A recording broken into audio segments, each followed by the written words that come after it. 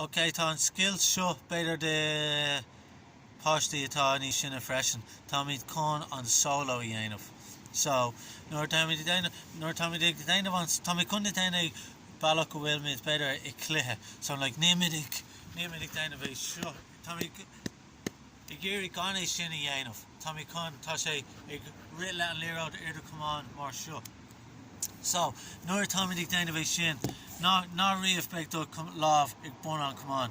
Beag an cumán ag dul gach agus is féidir le imreoirí ceacht agus tógan líróid roimh éasca. Beag do lámh ag bun an grip. So lá bailach síos an cumán.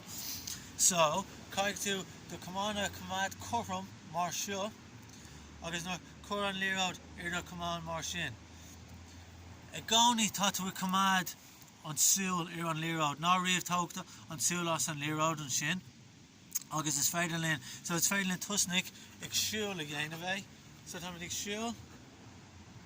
Agus nuair tá sé níos éasca. Agus nuair tá sé gut agus tú ag siúil ag ric go mé. So it's féidir linn rit leis. Agus an sin is féidir linn rit níos tapúil agus níos tapúil.